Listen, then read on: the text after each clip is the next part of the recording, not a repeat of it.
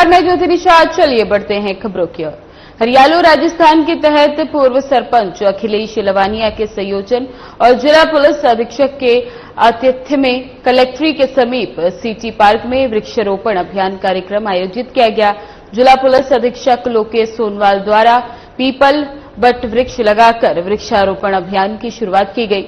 वहीं पुलिस अधीक्षक ने अपने उद्बोधन में कहा कि वृक्षारोपण अभियान पुनीत कार्य है, उसी का परिणाम है जो सामान्य से अधिक वर्षा हो रही है। उम्मीद करता हूं आगे भी इसी प्रकार वृक्षारोपण अभियान चलते रहे, जिससे पर्यावरण संतुलन बना रहे। बता दें कि कार्यक्रम की अध्यक्षता कर रही पूर्व प्रधान हिंदू देवी ने वृक्षारोपण अभियान की सराहना करते हुए सभी का आभार जताया। इस दौरान कार्यक्रम में थाना अधिकारी अध्यात्म गौतम, पूर्व बीजेपी जिला अध्यक्ष रमेश रजौरिया सहित अन्य गणमान्य नागरिक उपस्थित रहे।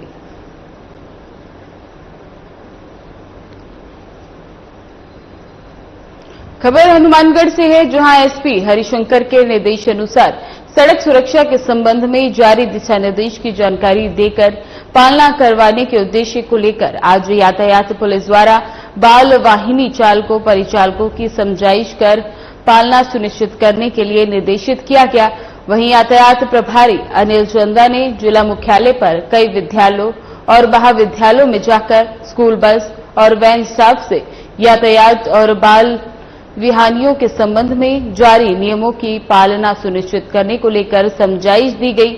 यातायात प्रभारी ने चालक परिचालकों से बातचीत में कहा कि अगर यातायात नियमों और गति को नियंत्रित रखा जाए तो सड़क दुर्घटनाओं की आशंका को बहुत हद तक कम किया जा सकता है।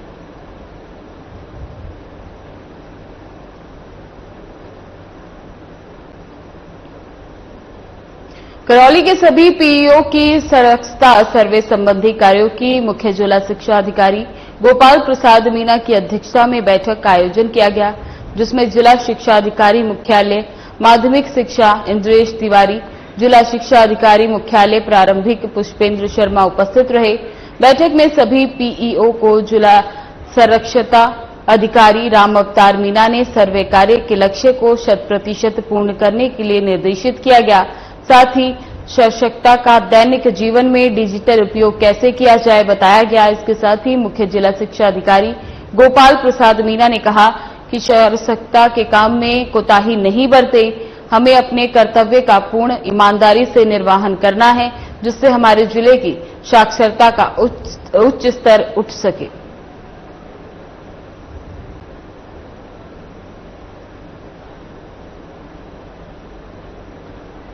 हनुमानगढ़ में पुलिस ने ऑपरेशन साइबर क्लीन के तहत सोशल मीडिया पर डमी हथियार के साथ फोटो पोस्ट करने वाले युवक को गिरफ्तार किया। बता दें कि आरोपी सतपाल SSW फतेहगढ़ खेलरी बास का निवासी है। पुलिस ने उसे शांति भंग के आरोप में हिरासत में ले लिया। ये कार्रवाई बीकानेर रेंज के आईजी और हनुमानगढ़ के एसपी हरिशंकर के निर्देश पर हुई। अतिरिक्त पुलिस अधीक्षक जनेश तंवर और वृत्ताधिकारी मीनाक्षी के पर्यवेक्षण में थानाधिकारी सुभाष कछावा की टीम ने आरोपी को गिरफ्तार किया। इसके चलते पुलिस की सोशल मीडिया सेल लगातार निगरानी रख रही है। पुलिस ने जनता को सचेत किया कि सोशल मीडिया पर गैंगस्टर और अपराधियों को फॉलो करना अपराध है। साथ ही हथियारों का प्रदर्शन कर लोगों को डराना भी कानूनी अपराध की श्रेणी में आता है।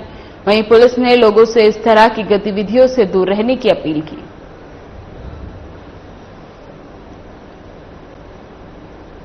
खबर हनुमानगढ़ से है, जहां ईंट भट्टों के लिए माटी के अवैध खनन के खेल में न तो कोई पर्यावरण की चिंता कर रहा है और न ही किसी को पुरातत्व विभाग के संरक्षित तहेड़ की फिक्र है।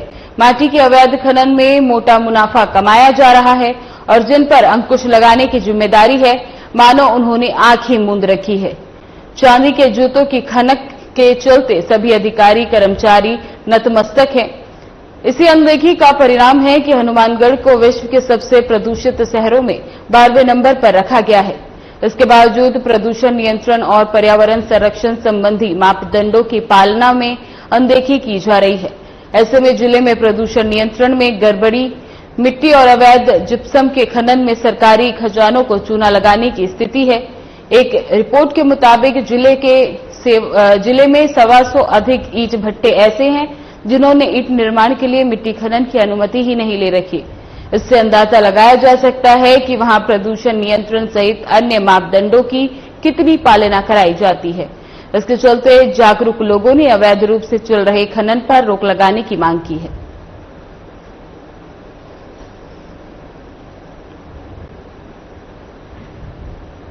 हनुमानगढ़ के टिब्बी क्षेत्र में सोशल मीडिया पर हथियारों का प्रदर्शन करना एक व्यक्ति को भारी पड़ गया।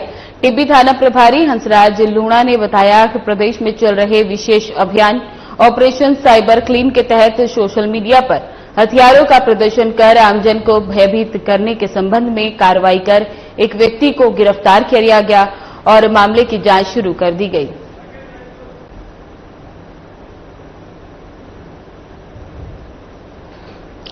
बीकानेर में कसाईबारी में भारी पुलिस बल पहुंचने पर हड़कंप मच गया। बता दें कि बीकेसीएल की बड़ी कार्य व्यापारियां मोहल्ले में बिजली चोरी के मामले पर कार्रवाई की गई, जहां कई घरों में बिजली चोरी पकड़ी गई। इसी को लेकर भारी पुलिस बल तैनात बीकेसीएल कंपनी के अधिकारी मौके पर मौजूद रहे।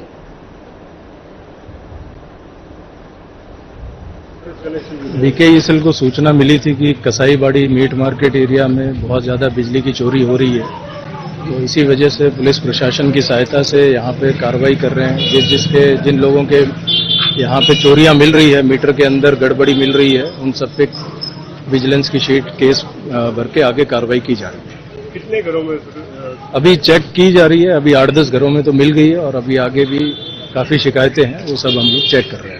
क्या संवेदनशील इलाका होने के कारण इतना भारी पुलिस का जाब्ता लिया था? जी, यहाँ पर पहले असेसमेंट किया गया था और असेसमेंट के दौरान ये पाया गया कि यहाँ पे जाब्ते की जरूरत है, तो उसी हिसाब से प्रशासन से मदद मांगी। राजगढ़ थाने में लूट की 0 एफआईआर दर्ज हुई। पीड़ित सुनील सिंह ने थाने में 0 एफआईआर दर्ज करवाई है कि वे जयपुर में गाड़ी चलाने का कार्य करते हैं। मंगलवार को सीबीआई फाटक जयपुर पर 4 व्यक्ति मिले और कहने लगे कि हमको दौसा लेकर चलना है। इस पर उनको गाड़ी में बैठाकर लेकर आ रहा था, तभी मचवाड़ी गांव के पास दोनों ने देसी कट्टा लगा दिया और कहने लगे कि घर वालों से 30,000 रुपए डलवा, नहीं तो जान से मार देंगे। वहीं अज्ञात बदमाश वैगनार गाड़ी, 3 मोबाइल, डिग्गी में रखे कागज सहित 28,000 रुपए ले गए। इस पर राजगढ़ पुलिस ने 0 नंबर एफआईआर काट खो नागरियन थाने में आक्रोशित कर दी।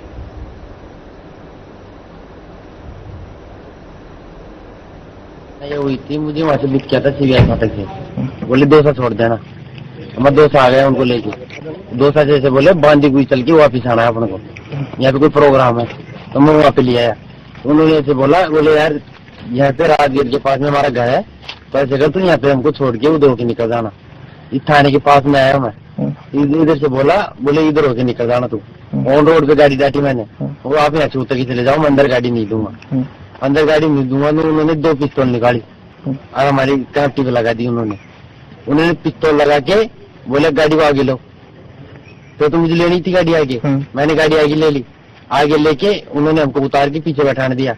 हमारी बंदूक लगा रखी थी, उन्होंने हमको खंडर में ले गया, डूंगर के अंदर। तो क्या नाम से उधर होके मुझे 2-3 चक्कर राउंड काटे इस रोड पे। इस रोड पे काट के मुझे फिर बैठा के यहाँ पे लाए। ये रोड है ना पिलानी है, चौराहा, पिलाने वाले चौराहा। यहाँ पे मतलब कि आधे बीच में दोनों तरफ पेड़ थे, जंगल सा था। वहाँ पे पैसे डलवाए थे। कितने पैसे डलवाए थे? 5,000 थे। गाड़ी के अंदर थे 28,000 रुपए। अच्छा। चांदी का कड़ा था मेरा, मतलब बूट से कान के ये सब ले गए वो। क्या नाम से फिर मुझे यहाँ पे रखते हैं पटक के भग गए। हनुमानगढ़ जंक्शन में एनजीजीएस स्कूल की रसोई से हुई चोरी का मामला पुलिस ने खुलासा कर दिया, जहां स्कूल के प्रिंसिपल अहमद अली की शिकायत के बाद पुलिस ने 3 आरोपियों को गिरफ्तार कर लिया। आपको बता दें कि 20-21 जुलाई की रात को अज्ञात चोरों ने महात्मा गांधी राजकीय स्कूल की रसोई का ताला तोड़कर गेहूं, चावल, सिलेंडर, घरेलू टंकी, पानी मोटर और अन्य राशन सामान चुरा लिया था। जिला पुलिस अधीक्षक हरिशंकर के निर्देश पर अतिरिक्त पुलिस अधीक्षक जिनेश तंवर और वित्त अधिकारी मीनाक्षी के सुपरविजन में विशेष टीम का गठन किया गया। वहीं थानाधिकारी लक्ष्मण सिंह राठौर के नेतृत्व में टीम ने तकनीकी और मानवीय सूचना की मदद से जांच की। इसके साथ ही पुलिस ने आरोपियों के पास से चोरी का सारा सामान बरामद कर लिया और मामले की जांच शुरू कर दी।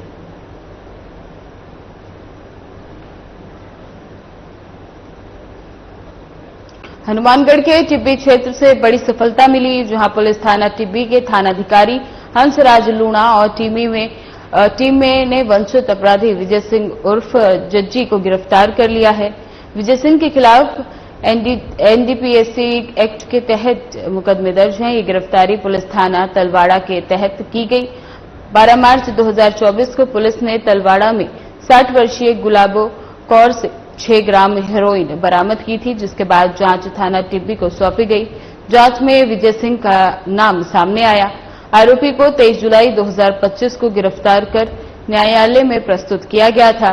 गिरफ्तारी में थानाधिकारी हंसराज लूणा, सहायक उप निरीक्षक शिव नारायण और कांस्टेबल श्रावण कुमार की महत्वपूर्ण भूमिका रही। पुलिस की ये कार्रवाई नशे के खिलाफ बड़ी और कड़ी चेतावनी है और अपराधियों के खिलाफ निरंतर कार्रवाई जारी रहेगी। राजस्थान के मुख्यमंत्री भजनलाल शर्मा कल चित्तौड़गढ़ जिले के निम्बहेड़ा क्षेत्र के दौरे पर पहुंचे, जहां वो निम्बहेड़ा विधायक श्री चंद्र कृपलानी के जन्म दिवस पर आयोजित जन आशीर्वाद समारोह में शामिल हुए। इस दौरान सीएम ने कई विकास कार्यों का शिलान्यास और लोकार्पण किया। सीएम ने सभा को संबोधित करते हुए क्या कुछ कहा, आप भी सुनिए।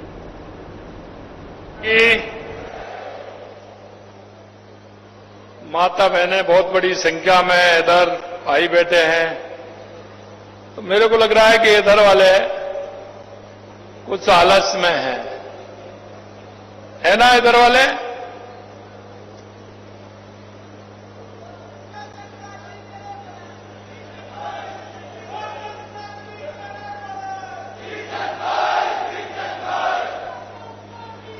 तो एक बार जोर से दोनों हाथों की मुट्ठी बीचेंगे और जोर से बोलेंगे, भारत माता की, भारत माता की, भारत माता की, सावलिया सेठ की, अम्बा माता की, भमर माता की, गणित गंगेश्वर महादेव की, कल्लाजी राठौर की, आप सभी की आज के इस निम्बाहेड़ा में लोकार्पण एवं शिलान्यास के इस कार्यक्रम में मंच पर विराजमान कैबिनेट में मेरे साथी, आपके अपने ही राजस्व मंत्री श्री हेमंत मीणा जी, आपके चित्तौड़गढ़ जिले की प्रभारी कैबिनेट की हमारी साथी मंजू भागमार जी, आपके अपने लोकप्रिय सांसद सम्माननीय सीपी जोशी जी, आपके अपने ही, अभी नारा लग रहा था इधर से, क्या लग रहा था? सबकी सुने श्रीचंद भाई। ऐसे आपके लाडले, आपके दुलारे भाई श्रीचंद कृपलानी जी, आज उनका जन्मदिन भी है। मैं उनको बहुत बहुत बधाई और शुभकामनाएं देता हूं। एक बार जोरदार तालियों से उनका स्वागत कर दीजिए। आइए श्रीचंद जी।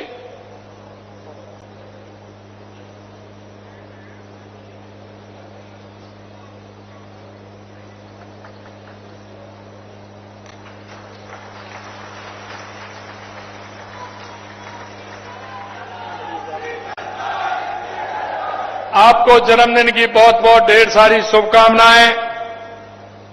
मंच पर विराजमान कपासन के हमारे विधायक भाई अर्जुन लाल जी जीनगर साहब, विधायक बल्लभ नगर उदयलाल डांगी जी, हमारे पड़ोसी प्रदेश के हमारे नीमच के विधायक भाई दिलीप सिंह जी परिहार साहब, जावद के विधायक श्री ओम प्रकाश जी सकलेजा साहब, मनसा के विधायक भाई माधव मारू जी, हमारे भीलवाड़ा मालगढ़ के विधायक भाई गोपाल शर्मा जी, चित्तौड़गढ़ के जिला प्रमुख गब्बर सिंह जी अहीर साहब, पार्टी के हमारे जिला अध्यक्ष रतनलाल गाडरी जी, प्रतापगढ़ के जिला अध्यक्ष महावीर सिंह कृष्णावत जी, अध्यक्ष माटी कला बोर्ड प्रहलाद राय टाक जी, जिला अध्यक्ष बांसवाड़ा पूंजीलाल गायरी जी, जिला अध्यक्ष भाजपा उदयपुर देहात पुष्कर तेली जी, मंच पर विराजमान सभी नेतागण और मेरे सामने बैठे निम्मा हेड़ा और इस चित्तौड़गढ़ प्रतापगढ़ के मेरे पूजा योग बुजुर्गों, नौजवान दोस्तों और इतनी बड़ी संख्या में आई मेरी माता बहनों, सबसे पहले तो मैं आप सभी का वंदन करता हूं, अभिनंदन करता हूं, मैं आप सभी को प्रणाम करता हूं।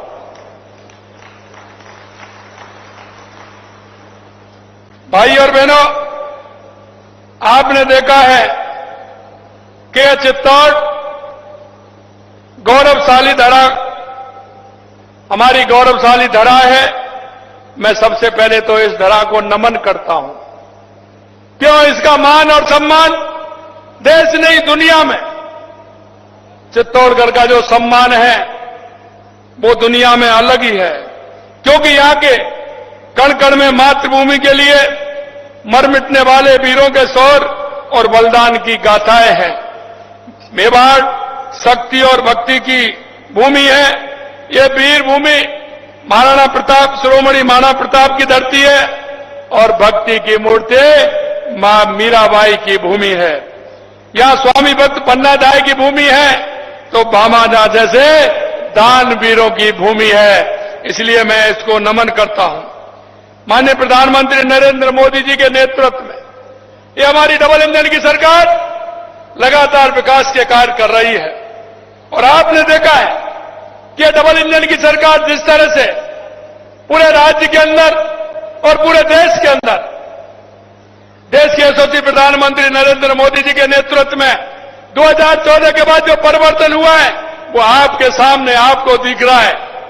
चाहे वो हमारी गरीब कल्याण की योजनाएं हो, चाहे हमारे विकास की योजनाएं हो, चाहे आतंकवाद नक्सलवाद का खात्मा हो या दुनिया में बढ़ता हुआ भारत का नेतृत्व, वो आप देख रहे हैं। जो हमारा दुनिया में स्वाभिमान बढ़ा है वो आप सभी अच्छी तरह से जानते हैं। मैं आपको इतना कहना चाहता हूं मेरे भाई और बहनों, ये सावन का महीना है। मैं अभी जब हेलीकॉप्टर से आ रहा था तो देखा ये हरी चादर बिछी हुई है।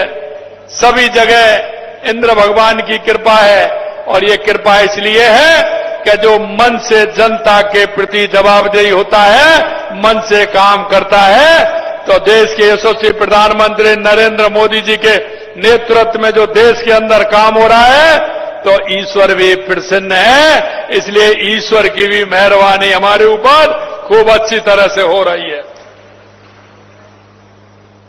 ये बारिश ये हमारे लिए अमृत है। और मैं आपको बताना चाहता हूं, राजस्थान के अंदर 1.5 साल के अंदर जब हमारी सरकार आई थी तो हमने देखा था कि राजस्थान में क्या आवश्यकता है, हमारा राजस्थान उत्कृष्ट राजस्थान कैसे बन सकता है, हमारा राजस्थान विकसित कैसे बन सकता है।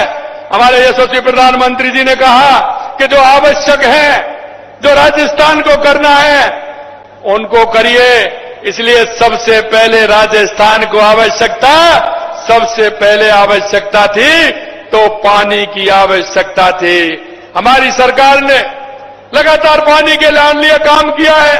क्या हमारी वो ERCP की योजना हो जो मध्य प्रदेश के साथ मिलकर के हमने की है और देश के यशस्वी प्रधानमंत्री नरेंद्र मोदी जी ने 17 दिसंबर को उसका शिलान्यास किया है, या हमारी यमुना समझौता हो हरियाणा से पानी उसकी भी DPR बन रही है, या हमारी उदयपुर की देवास स्कीम हो जिसमें एनीकट टनल बना करके जो हमारा पानी अरब सागर की तरफ जाता था वो बेकार जाता था, उस पानी को किस तरह से उपयोग में लेकर के हमारा उदयपुर, राजसमंद और चित्तौड़गढ़ के लिए वो पानी काम आ सके, इसके लिए हमने काम किया है।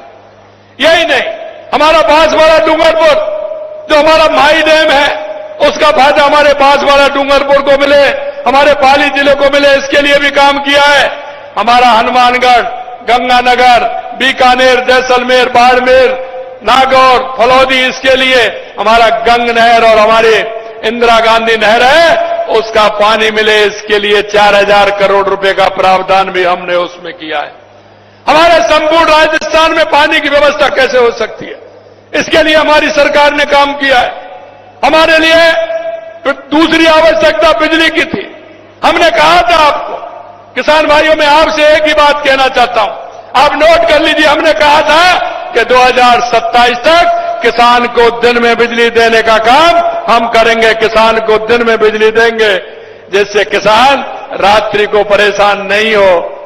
वो सर्दी में ठिठुरता है, किसान की पीड़ा को हम अच्छी तरह से जानते हैं। और आपने देखा है कि बिजली के बारे में आपको कोई बिजली की कमी आ रही है क्या? ये तो 25 है, ये तो 2025 है, लेकिन आपने देखा जिस तरह से हमने बिजली का उत्पादन बढ़ाया है, कांग्रेस ने 5 साल में नहीं बढ़ाया, जो हमने 1.5 साल में करके बताया है। ये उसी का प्रमाण है कि आपके यहां कोई प्रकार की बिजली की कटौती नहीं होती। होती है तो वो लोकल के फाल्ट होते हैं, उसके कारण होती है। मेरे भाई और बहनों, इसलिए हमने किसानों को भी कुसुम योजना से जोड़ करके किसान को अन्नदाता तो है ही, लेकिन हम उसको ऊर्जादाता बनाने का काम भी हमारी सरकार कर रही है।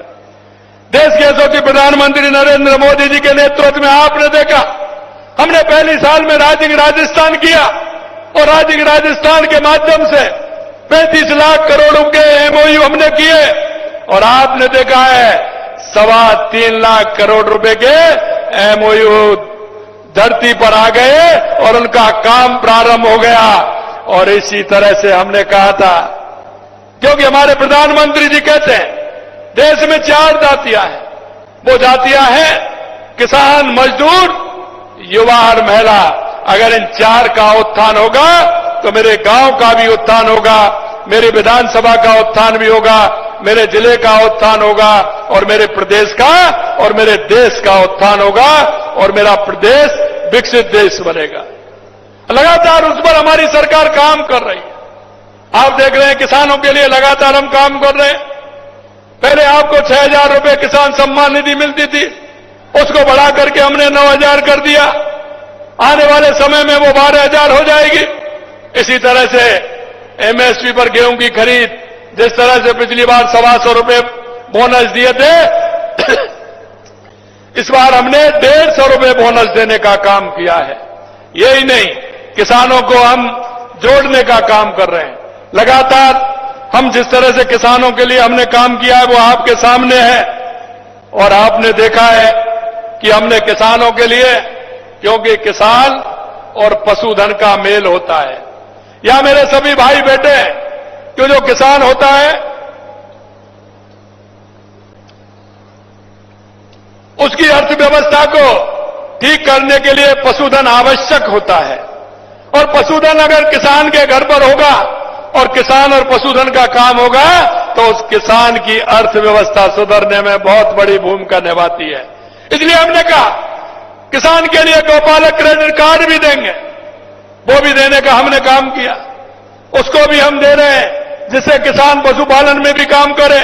हमने उसके लिए अलग से वेटनरी सुविधा भी दी है, जिससे कि किसान का कोई पशु बीमार हो तो उसका इलाज भी हो सके, जिससे किसान और खेती का काम एक साथ हो सके।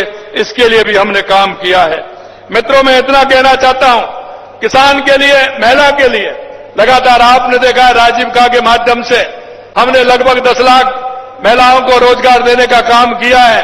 और उन महिलाओं से खुशी होती है जब वो कहती हैं कि महीने में हम 15,000 कमाते हैं, 20,000, 25,000, 30,000 तक वो कमाती हैं। हमने महिलाओं को सशक्त बनाने का काम किया। लगातार हम लाड़ो प्रोत्साहन योजना के माध्यम से 1.5 लाख रुपए का देने का काम कर रहे हैं। अगर हम बात करें तो कुछ बातें आएंगी, मैं आपको बताऊंगा। क्यों कांग्रेस वालों से जब मैं कहता हूं कि 1.5 साल बनाम 5 साल, तो उनको बड़ा दर्द होता है।